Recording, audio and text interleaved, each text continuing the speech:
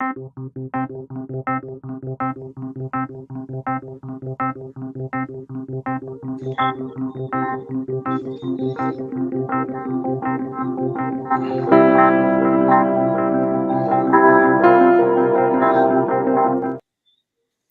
evening. Welcome to Burr News and Views.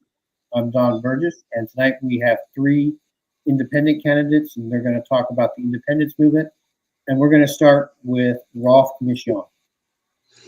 Good evening, Don, and thanks for having me. And you and Patricia Burr News, you guys have done a wonderful job here over the years. And it's a pleasure to be and an honor to be with two candidates. I haven't declared yet, but everybody, I think, not everybody, but a lot of people know that I've been a backer, a promoter of the movement for independent candidates. I think it's an idea whose time has come. And what really informed my view on this over the last year or so, maybe a little longer, those who read my op-eds know that I've come to the conclusion that we've basically have come to the end of an era that had our political and constitutional and even our economic model such that, in my view, it's run its course. So the political and constitutional model really emerges in the 60s. That's what gave birth to both parties, for example, the PLP and the UBP at the time. Its successor party is now called the OBA. Let's be honest about it. And frankly, we still have that same model, that Westminster party-based model that I believe is no longer sustainable to move Bermuda into where it needs to be in a really massively changing world over the next decade or more. And I think that the independent candidates becoming MPs can help to facilitate the change we need. Representing the people and not the party, getting away from the adversarial politics, which is so characteristic of the Westminster system that we've all have grew up with over the last 6 decades. People will talk about that, well, Bermuda had independent candidates or independent MPs back in the pre-60s era, and they would be correct. The difference is, I should say, that the independents that were in the House at that time, pre-1960s, had a political system that was based upon the property-based vote. And that afforded great privilege and power, more importantly, to the very wealthy in the country at the expense of the majority. So, for example, as of 1960, perhaps maybe 85 to 90% of Bermuda's Black community didn't vote. And so when we have the democratization of Bermuda that begins in the 1960s, it culminates that emerging or early period with the adoption of our present Constitution. It's called the Constitutional Order. We had no influence upon it. We didn't have a national Congress over another nation. I'm leery of using that term, that would have been able to inform in terms of the creation of that Constitution. It was basically parachuted in Bermuda from the British House of Parliament. Now, there have been some amendments since then, but I believe that we are getting to a point now where we need root and branch reform of our system, and not least of which what's happening in Bermuda, but also consistent with the major global changes that are occurring. Well, I just want to bring in Cire and Dwight here on their opinion for the need for independent candidates. So we'll start with Cire. Sorry, I didn't quite get that question. Your opinion on the need for independent candidates.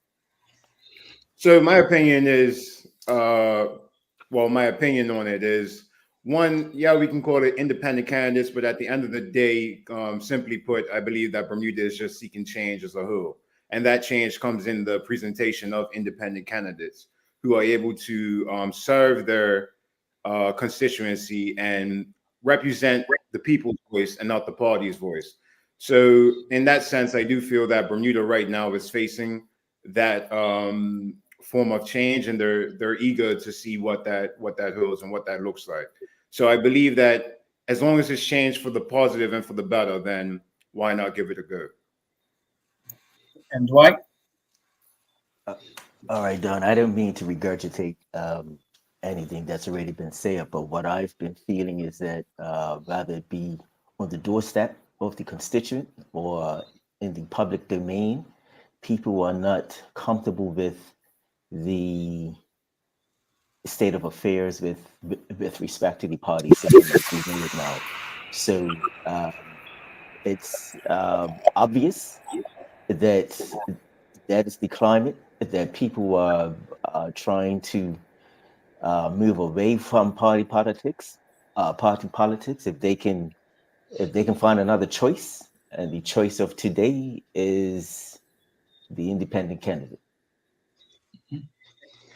Irene, what do you take from your election in C30 or the election in C36 where you beat the OBA candidate, but you're still short of the POP vote? So I heard partial of the question, but I believe you're going on the lines of how did I feel about the election and my placement within the voting and things of that nature. So I just want to say that, first time trying it, and I actually I'm not complaining at all at the result. In fact, I believe it's a big eye opener for the community as well as me just getting in for the first time, and only having roughly 3.5 weeks to actually get out on the ground and canvas. I think that the placement of getting in third was actually a huge milestone to cross over, especially being new into the whole political realm. With that being said, I have a lot to learn. I don't believe in the saying of stealing votes from a particular political party or a particular individual, because at the end of the day, the Bermudian is going to vote for who they want to represent them in the constituency. So at the end of the day, it could be 50 individuals who are running in that same at the same election. At the end of the day, the individual who the people want to serve them is going to be elected. So I'm very grateful. I'm very happy. And that's pretty much a test run to what is soon to come at the general election. So I have no complaints at all. Dwight, what's your teacher? What's your opinion of the change in politics? Well, what's obvious and apparent is that there is a changing of the guard. With you have so many people saying perhaps specific demographics of 20, 30, perhaps 40-year-olds saying like, they grew up perhaps leaning toward because their family voted a certain way, and now that is not the case. They have a mind of their own. They are wanting to have more individual representation rather than party representation. And trust me, Don, when I go out in the public and people want to have a conversation and they chat, they say, Mr. Jackson, listen, I can't vote the same way that my family voted. Just because of the dynamic of what's happening, what you see on the front page of the paper, what's happening in their wallet, what's happening in their household. So that is like I said, the changing of the guard. Politics, the way people are voting or want to vote is changing, and I guess the only way that we will see is when we see it after the general election is called.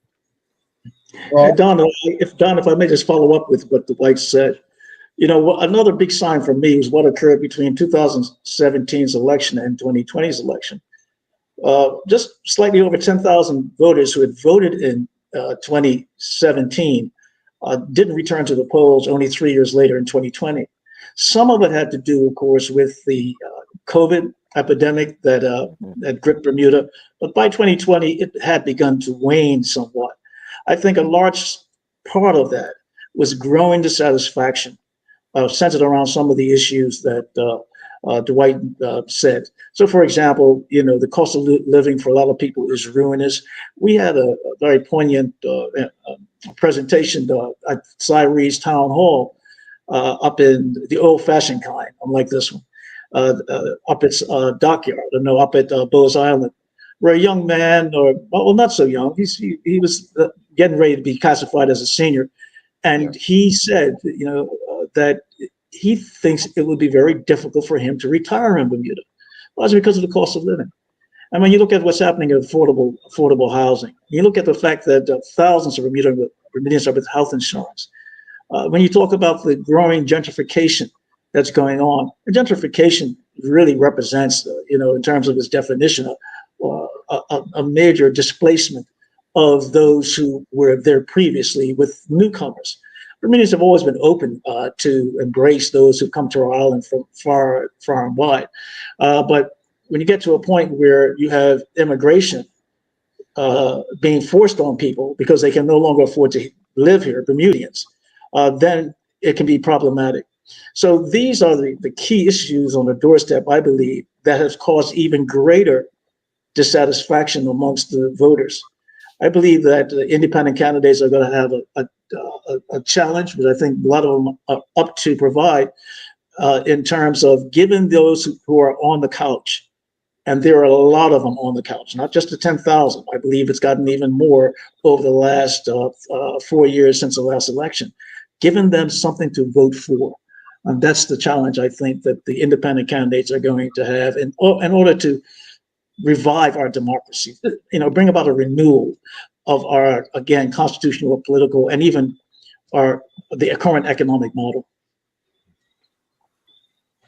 So, what did you get from that town hall? From the town hall, I'll be honest, it was amazing to do. It was amazing to put on. I feel that it was mandatory and it was imperative that that town hall was here, because what I got from it was a lot of emotion from the attendees. They were very transparent. They didn't hold anything back. And they were letting me know their true struggles and what they are sick and tired of. And it's been what I've been saying during this whole campaign as well, is that it was the simple fact of neglect going on, not being able to be a part of the process, not being involved in the process in any capacity. And what Mr. Commissiong said earlier is basically that they need to feel, how I put this, there is not proper representation of the people at this current state. It's that simple. They are lacking. They go to sleep and they wake up and there's a new policy in place. There's a new law in place and they had nothing to do with it. There's a new deal being made and they had nothing to do with that. And they want to be a part of the process and simplicity.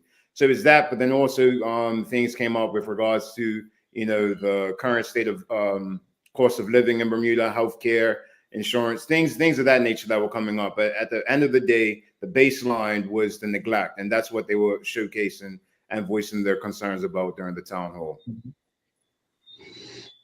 Both of you have talked about cost of living. Dwight, do you want to chime in there? What are you hearing? Well, Shooks, as I stated in my press conference when I announced, it's affecting me, and I think that I think I earn above average. I have a two-income family. My wife and I, my two adult children, they are abroad, but they need to be supported as well. But living in Bermuda is extremely expensive. When I grew up, there was this saying of getting a piece of the rock. I couldn't imagine the struggle that young 20, 30-year-olds have to go through in order to gain some measure of respect and perhaps earning a home or wanting to earn a home or have a mortgage with the minimum cost of a house. I think when I bought my house, the minimum was $1 million. I think I built mine from ground up, but I couldn't imagine what it is now. Contractors have to eat. There is no building supplies that's produced here en masse, I guess, beside block. But there are so many other things that perhaps can be done to bring down the cost. I don't know. I'm not a construction person, but that's where putting a plug for my constituents that when we win, you win too. and your expertise, their expertise will be called on. So it's very difficult to live in this particular economic climate. In my profession, you see dwindling numbers of children in school. The government cannot continue to blame that on low birth rate. People are leaving the island in droves. They're relocating. So it's not profitable to live in your own country. Well, you know, again, following Dwight, he says that it's not possible to live in your own country. But back to the comment I made. Profitable. Profitable. Okay. Yeah. So in fact, back to the comment I made about gentrification. And so Dwight's talking about emigration out of the country. But if you look at the statistics that came out from Jason Hayward, Minister Hayward, the other day, they only produced about 120 or 121 jobs in those stats that for Bermudians that were produced over the previous year. And hundreds of those jobs and no company formations that have been taking place, that's what it really was as well, have been going into non-Bermudian hands, a lot of them, right? So it's this lack of connection between the real lives of Bermudians and the lives of those who are at the top of the income and wealth of Bermuda.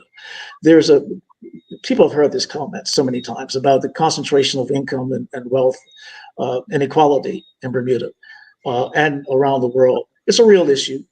And it simply means that there's more income and wealth going into fewer and fewer hands.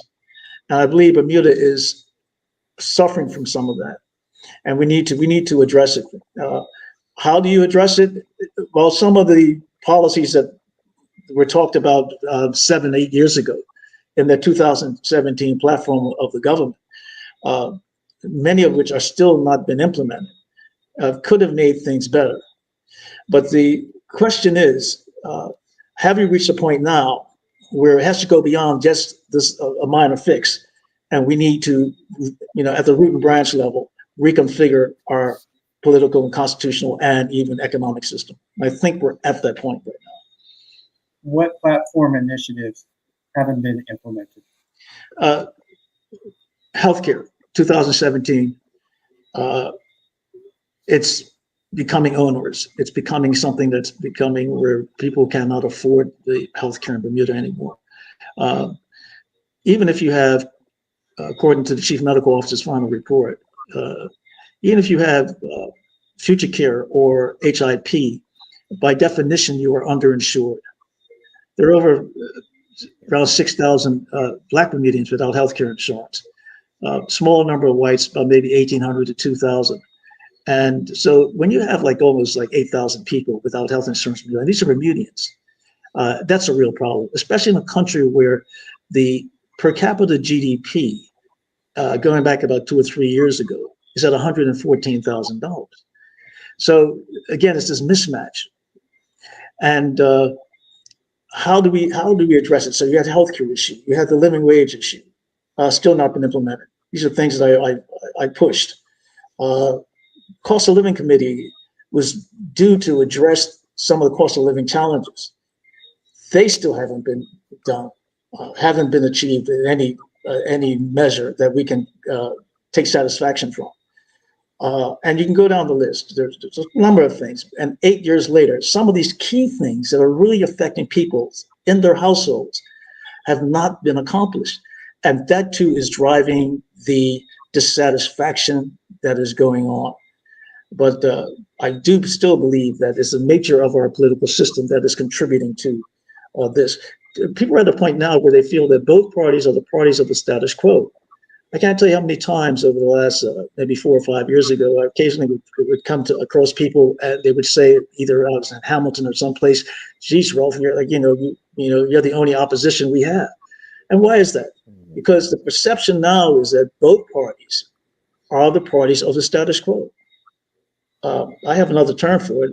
I call them, these politicians that we're having today are those who are prone to what is called respectability politics. And what does that mean? Someone who's reflecting respectability politics. It's not someone who that's courteous. Your politician's courteous and nice, and he smiles and says good morning. That's not what it means. It means it's a politician who invariably will defer to the status quo more often than not, even at the expense of those voters that invested in him and his party. So now we need to, I think, to sum it up very succinctly, we need to put the people first and not the party. Dwight, your opinion as a teacher on education reform? My view? Yes. The waste of money right now, done. Being a bit facetious with that, I would like to ask maybe a bit of some rhetorical questions, and it would be, how is education reform going? What data do we have to show signature schools and parish primary schools are actually working? What are the challenges with signature schools? What is being done to ensure challenges are addressed? With taxpayers spending approximately 1.8 million per annum, we have this innovation unit. What reports does the public have to show what our money is being paid for? What is the end product? When will that be made public? Innovation unit's contract is up for renewal, done. The taxpayers should see that they are getting value for their money. I feel like it's a difficult position that we find ourselves in as a country, because once the toothpaste is out, it's hard to put it back in. We have gone down this road of education reform, and the unfortunate thing is that there's been so much money that has been spent on a product that was supposed to be in its finality in 2022. I don't know if you remember Plan 2022. That is come and going. I've recently had a meeting with the minister, dare I say, in a open forum, and not trying to put him on blast by any means, but he said that there was perhaps another 4 or 5 years to go.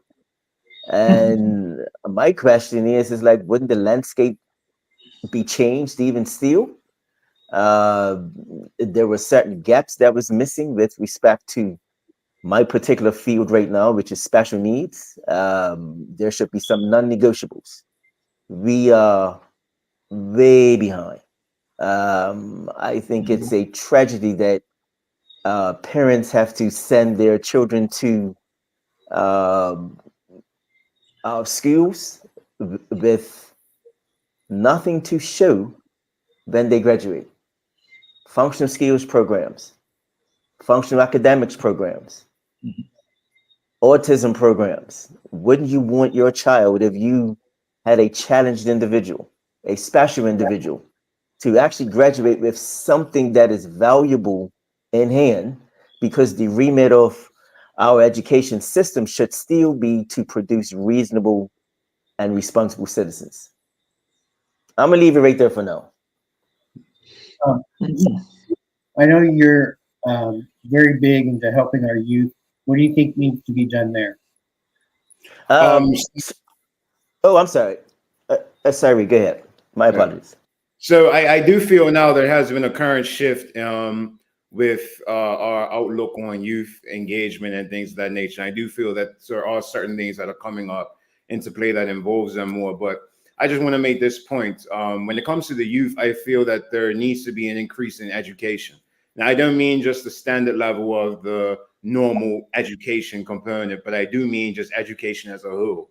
There are a lot of young individuals, and I noticed this while I was out canvassing, that have no clue on the process or their rights as an individual, as a resident, of what they hold and the power that they hold. They have no information about it. They weren't taught it in school. So that component needs to be addressed. It must be introduced into the public and private school system, the education, because that is extremely lacking. But when it comes to the youth development programs and things of that nature, I do feel that a lot of funds can be directed that way. And I do think that there has been a shift in the winds when it comes to that. But I just also want to drive home and make this point because of everything that's been discussed and brought up.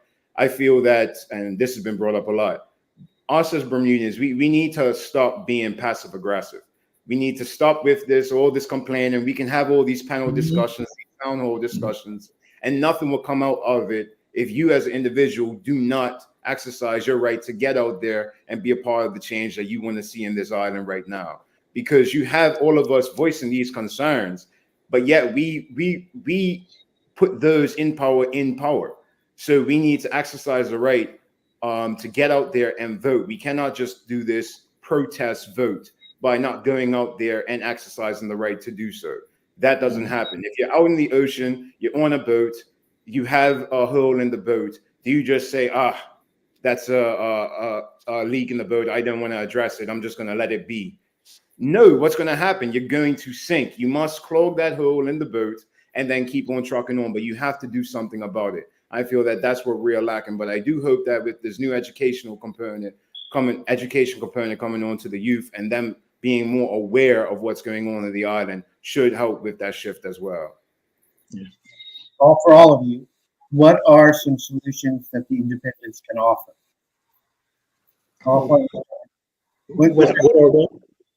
What are some solutions the independents can offer? Well, one, I think most of the independents, they are independents. We're not a party. And I haven't even declared that I'm running as yet. And I haven't ruled it out.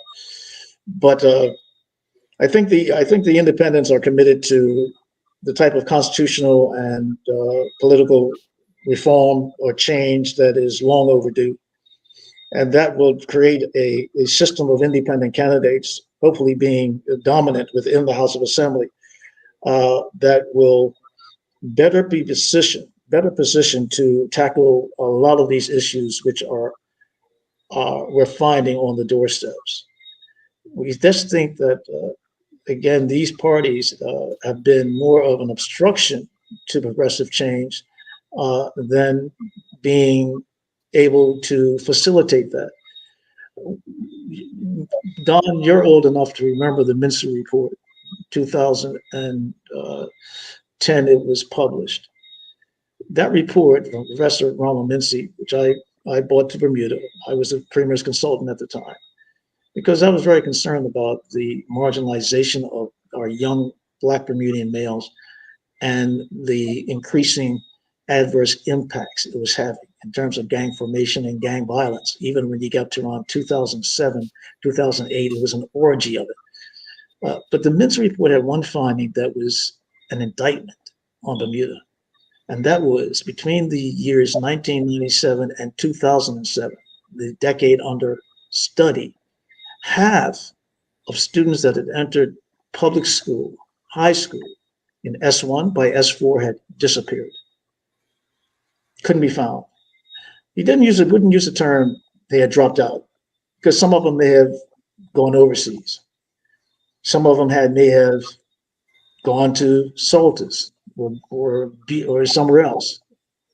But I think it's safe to say that most of them were what we more commonly refer to had dropped out, went into a labor market where increasingly employers were using low cost, low to medium skilled foreign labor to drive down labor costs, to the extent that a lot of these jobs Bermudians couldn't even afford to take. But these were the type of jobs that would have been most necessary for, especially those who either had a high school diploma or didn't, or even lacked that. So they were kind of priced out of the market. And I believe that had a blowback that we're still dealing with, that people like Cire Bean, with this Pay a Kid program and others, from these young men, young boys who are growing up in these low socioeconomic households, not exclusively, but certainly, let's be honest about it, that's where most of it is coming from. And in Bermuda, most of those households are households of Black Bermudians all up and down the country, because we know in Bermuda, most of the poverty that was growing in Bermuda at this time was sort of ring fenced within those communities. So it's interesting because back in 2007, 8, 9, and 10, I remember when we would have these horrific murders that were taking place. During that period, sometimes you would have maybe 3 per month attempted murders and maybe 1.5 of those being successful. And I remember saying that if we didn't deal with this at the front end of the problem, that by the time that with these 7, 9, and 10-year-olds today, now I'm speaking in 2007 or 8, that in another decade, they'll be taking their place in the ranks and be replicating some of the behaviors that their older brothers or older men in the community were performing or committing that. And when I would say that, some of the recent murders of young men that I know, right, or knew, they at that time were only maybe 5, 6 years old, 7 years old. So it's a multi-generational phenomenon, a multi-generational issue, and it's a societal failure that we have not yet dealt with this, and has to be dealt with at the front end and not just at the back end, in terms of viewing it as being symptomatic, but dealing at the causal level. That is one of my biggest disappointments in my time in terms of public service, that we have not moved far enough and fast enough to arrest this and understand that at its root is socioeconomic. Okay, so we're going to give everyone a last word before we wrap up tonight, and we'll start with Dwight. So, first of all, Don, let me thank you for having me on. I appreciate it. The opportunity to get a message out. Briefly, I would say that I just want to win. In order to win, I need more votes than my other opponent. When I do win, I'm taking my constituents with me. Do I have all the answers? I do not. I have some, but I don't have all. I believe that there is expertise in Bermuda. I believe that there is expertise in my constituents. I believe that there is expertise in C9. So with that being said, we can put Bermuda back where it needs to be. Thank you. Cire? Yes, I just want to say thank you very much. And I truly, truly wish that we did have more time because, there's a lot to talk about and a lot to discuss and to cover. But I just want to say a huge thank you to every single person that was involved, that supported, that has watched, that has tuned in over the past couple of weeks and months. And now, and acknowledging that we are in a new political era. And I just want to say that I want to drive home that, honestly, you must remember as an individual, your power, your right, and exercise that to get out there and vote. If you are not satisfied with the current state of affairs, you as an individual have the power, ability, and right to get out there and make a change. So do not forget that. Go out there, exercise it.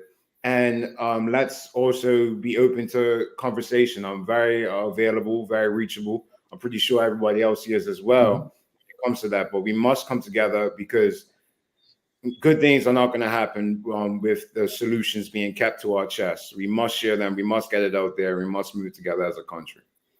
And Rolfe. Well, there's been an attempt of late by principals in the other parties that say to Bermudians that a vote for an independent is a vote for the other party. Well, I don't agree with that. I say a vote for an independent in this era is a vote for change. And don't throw your vote away. We have to give you reason to vote.